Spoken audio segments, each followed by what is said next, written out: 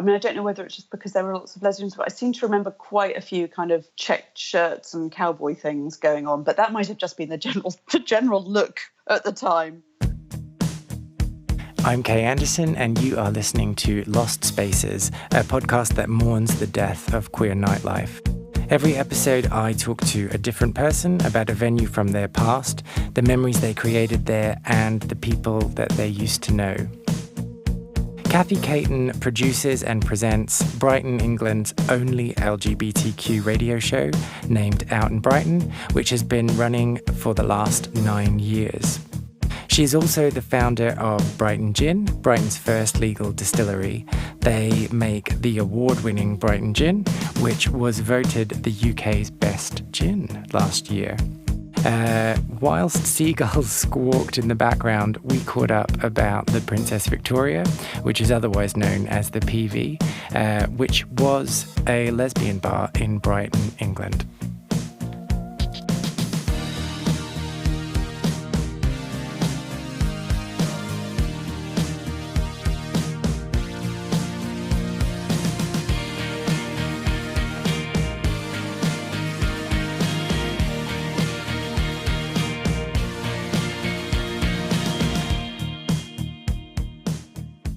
So one of the things is that although Brighton's got, say the highest proportion of LGBTQ plus people, actually still, although that proportion's high, this is still, although it's classed as a city, it's quite a small town in lots of ways, and actually we're a small community within a small town, and within that, the lesbian population is small. And there's quite a revolving door. It's really, it's very hard to find somebody who's not got a connection with somebody else, and to the point that it's not even worth agonising about it. That's probably the way to put it. So there was quite a lot of relationship hopping, to put it that way, within the regulars at the PV. They had little smoking corridor out of the back. It come down couldn't do it now because of the smoking laws, but you can go downstairs and out the back into this dimly lit corridor, which I think was the scene of much cross-platform action. Wait, cross-platform action? What is that?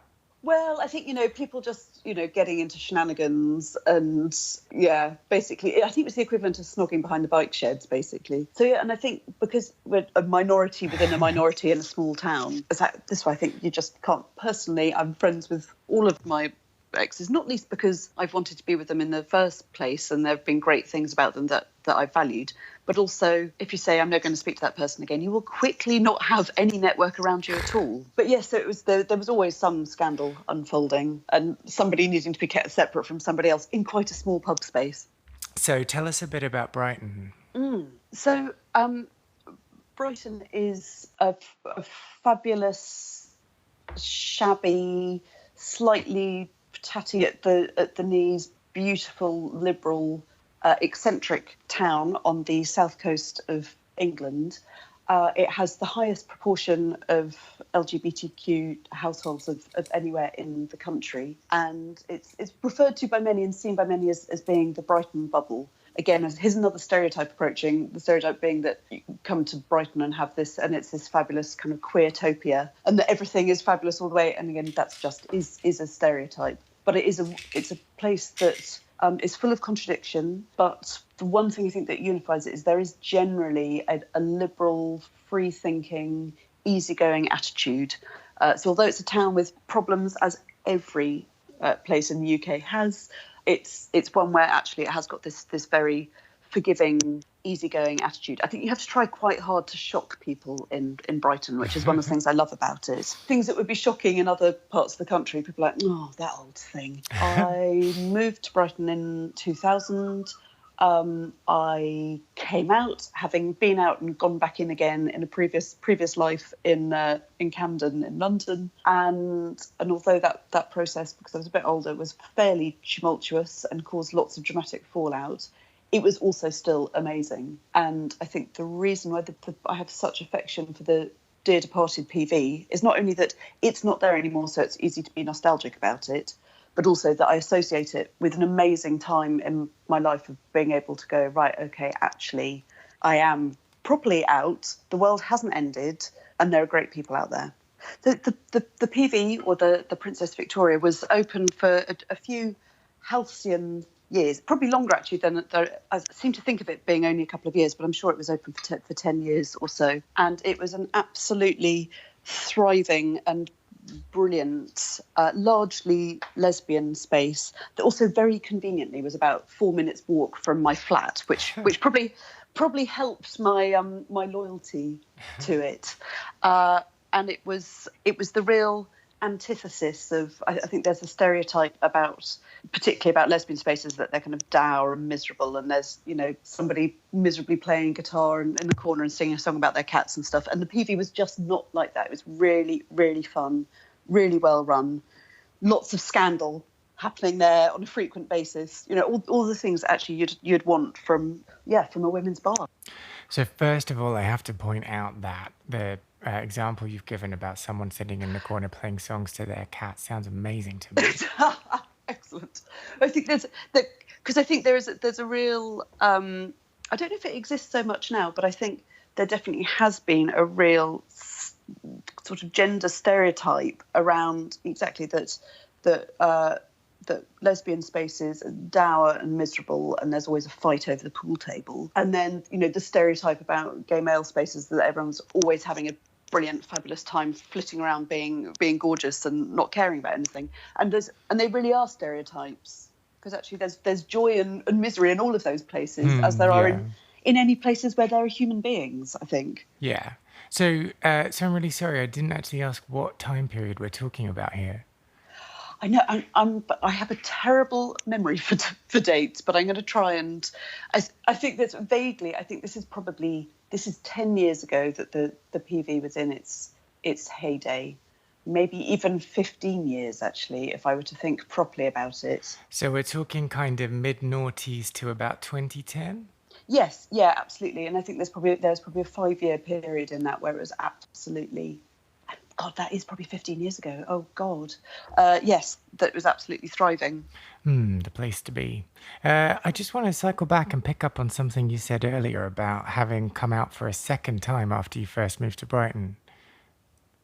Well, yeah, I'd had a really failed attempt, actually, when I was in my kind of student days to come out, and had unfortunately chosen the wrong person or people to talk to about it, who basically said, "Oh, don't be ridiculous," Wow. which seems so mad now that anyone would react like that, but at the time that was quite a usual thing for people to say. So like it's just a phase, you'll get over it. Oh yeah, absolutely, yeah, completely. And and let alone that there might be anything as but no one even said anything like, oh, maybe you're bi or anything like that. It seems so, but I suppose it is generationally, that's 2 generations ago. But yeah, certainly when I came to Brighton, started a really almost an entirely new life, got involved with radio, and met this amazing gang of people through that, who are still the core of my friendship group. And I had an amazing, ultimately doomed relationship with somebody who I met through the whole community radio and community scene. Those are the best relationships, though, aren't they? The ones that are ultimately doomed. Yes, they fit within okay, that's, yes, again, it's something that now, luckily, is a long time ago. In fact, I was out for a drink last night with the woman in question and her partner, and it's like, chuck enough time at anything and it's okay. And it's sort of, it's such another part of my life now, but also one that I'm very proud to have been through. So the only word that is coming to my brain is the word awakening, but that's maybe a bit too cheesy. But basically, you moved to Brighton and it was a whole new chapter of your life. Absolutely. I think I completely changed it, totally and utterly. And changes, actually sort of, it exploded basically. And when the dust settled, it's like, oh, okay, this is my new life, this is my new partner. I needed to change what I was doing work-wise. I had to change where I lived. It was a complete rip everything up and start again. And yeah, I'm just very proud to have done all of that, actually. And so how soon after you'd first moved to Brighton did you go to the PV for the first time? I guess maybe actually it was probably a year or two before I discovered it, and discovered it courtesy of some of my these radio friends. One of who is my best mate still, and she's straight, but she'd been really good friends with the women who were starting the PV up, and she'd painted it and helped scrub all the furniture and sand the floors and stuff like that. So I think it was through her that I went for the first time. And do you remember your first time there at all? I'm afraid an awful lot of gin has flowed under the bridge, so I don't remember it. But I do remember going there just an awful lot over a particular kind of key couple of years. It was just the place, and actually was probably the first place that was like, oh, I'll just pop in there by myself. I think that hadn't necessarily been a thing that I'd done before or been aware of doing before. And when I'd lived in Camden, I can remember forcing myself to go to the Black Cap by myself in a state of absolute abject terror, and had probably the quickest half a lager known to man, and then exiting again. And it took quite a lot of time for me to build that up. That fear of going into places by yourself, but forcing myself to do it, and then going to a place by myself out of choice and go, oh, I wonder if I'm going to bump into anyone, or just going to have a chat to the people at the bar. That was a completely new thing for me as well. Yes. And because one of the best things about going out on your own is more opportunities to get into trouble. Yes. Can you think of any times when that's happened? Oh my God, I can think of many times, none of which is suitable for me to divulge and discuss. Being coy now, are we? Or just cautious about what might come back to haunt me if I say it out loud. Okay. But yes, there were definitely some sinful times, to say the least. Probably the first pub that I got thrown out of, courtesy of my own behaviour, I think, as well. Ooh. But they were very forgiving. Are you going to tell us about it? I'm afraid I can't talk about it. Oh, you're making my job hard here. But I also learnt the power of the fact that actually you can go back into a place and apologise and say I'm really sorry, and that they're like, yeah, it's fine, don't do it again. And how long were you practicing your humble face for? I'm a chronic apologiser anyway, so I've got a lot of experience in it. But I'd thought, oh my God, I can never go in there again. But it turns out that actually, if you say sorry and you mean it, people can be very forgiving. So you've already talked about the smoking corridor, but can you give a better sense of the rest of the venue? So what happens when you walk through the front door? Is there a bar in front of you? What do you see? So the PV at the building that it was in actually is still a pub. It's a craft beer kind of hipster specialist joint now. Lots of things in bottles for £8. It was very much an old style pub on a single floor. Go through the main door. The bar was directly ahead of you. Lots and lots of windows. It was also kind of the antithesis of a dingy, divey place, because actually it was really well lit. It was on a corner, loads of windows. You could see who was there. They could see you. It wasn't a hole in the wall type place, which I think was also part of the thing about it. And yes, so there wasn't really much choice about whether you were going to be in or out of it. You were through the front door and in the main bar, or you were outside. That was it. It was really a spectacular place in a kind of slightly smelly pub sort of way as well. Lots of beer being spilled a lot of the time, and also everyone smoking everywhere, because that was still the thing. Yeah, which just seems so bizarre now, doesn't it? Yeah, that you'd go and sit in a room with other people smoking in it. Yeah, and if you're not a smoker, you just sit there and tolerate it. Yeah, absolutely. That's another just a different world. A really good different world, actually. I'm very glad that happened. So are there any characters or people from that time that stick in your mind? I think that probably the main character was Nikki, who was the landlady, and she was such a key community stalwart. I mean, not least that she knew everything about everyone, had shenanigans with quite a healthy proportion of... Oh, well, if you're going to run a bar, you need to make sure you get the perks right. Exactly. I think she just knew everything about everyone and who was into who, probably long before the people involved actually knew that they were into someone. And she just ran it as a really, really fun place. I mean, she could be fierce, for example, getting chucked out or told off and things. She wasn't afraid of doing that, but she also could just run a great venue with a fantastic soundtrack. You felt like she genuinely did care about the people coming in. And it's great to bump into her around town now. She doesn't work in pubs anymore. She's training as an accountant and is a bookkeeper thing. So she's gone on to have a completely different life. When the PV closed down, it closed because they couldn't renew their lease, or the owners whacked up the rent massively, and then PV popped up in a different location in the centre of town, and she kept going with it for a while, but it was really, really hard, and it was the wrong pub in the wrong location, and it kind of withered on the vine, really. But it is always great to bump into her around town, and she went out with one of my significant exes, so that's the whole kind of lesbian interconnectedness again. But it's always nice to bump into her for a chat, for sure. And so thinking back, are there any songs that stick in your mind that were played there quite a lot? I'm a pulp obsessive, and there used to be a fair bit of pulp being played, and I think I can remember quite a lot of pogoing to Common People all over the shop. All of your kind of trashy gay classics, a lot of ABBA, and a lot of indie pop that I was really, really into. And I think probably because it was run by Nikki, is in the same age bracket as me. She might be a little bit older, but actually, so lots of 90s stuff that had real relevance to me would be on, and dance tracks that weren't too fast, so I could actually move in. I seem to remember lots of dancing, tables being pushed back and dancing. And do you remember hearing about the bar closing?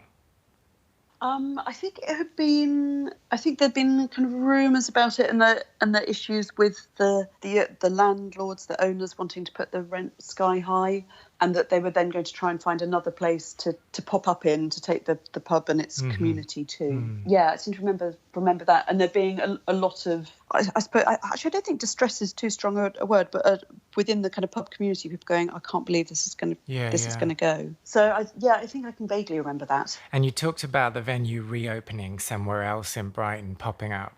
How far away was it? So that was right in the centre of town. Actually, not far from the Marlborough, but it was in a difficult venue. It was opposite the police station and the law courts. Ooh. And it was huge as well. So actually, it didn't necessarily have the intimacy of the old PV. Yeah, it was in a difficult location. Was there then a different crowd, or did the crowd come along? It was a different crowd. There were quite a few of the previous regulars. People were very loyal to Nikki and to Jill, who was her partner at the time, who were running it. Because it was near the cop shop, they then picked up lots of lesbian and gay police officers going in. So they picked up a new crowd. But I think it was just the financial struggle was too vast for it, as often happens with, and actually there's I think it's less, but actually there has been, because lesbians actually have earned less money, because women earn less money than men generally. So if you have two women in a relationship, actually they're both, they've not got the economic clout of their straight or gay male counterparts. Actually, there's not necessarily the disposable income. People might go out one night a week rather than every night of the week. It's very hard economically to make things work. And if you could go back to that period of time in your life, what would you say to yourself? Well, first of all, I'd tell myself to get my rubbish together, come out and stay out earlier. I probably would have said drink a bit more water, have a little bit more sleep, but that's just the perspective of someone in their 40s saying that now, where actually water and sleep really matter. And I don't know, we just partied a lot, and it was brilliant. And I've with the cleansing period of this being 10 or 15 years ago, I've forgotten all of the times where it was rubbish and there was drama and all of that kind of stuff. They've been cleared out by my memories. So I just have good memories of a really warm, inclusive, very, very fun space. And I probably should have snogged some different people, but that's, we can all say that. Snogged more or snogged different? Just more and different. Just everyone. So that kind of leads me to my next question, which is, Are there any people from that time that you wish you were still in touch with? Oh, I think because it's such a long time ago, actually, a lot of those people have disappeared and then come back again. I have a twinge, I think, of two good friends who've both died during that time. They weren't friends with each other, but I would meet them each there respectively for a pint and a gossip. So I think it is tinged with knowing that actually a significant period of time has passed and things really change. So there is that sort of, not only is the place gone, but some of the people who used to socialise within it are very gone. There's quite a few that I'm quite glad I don't have to cross paths with anymore. So so it's both things, I think.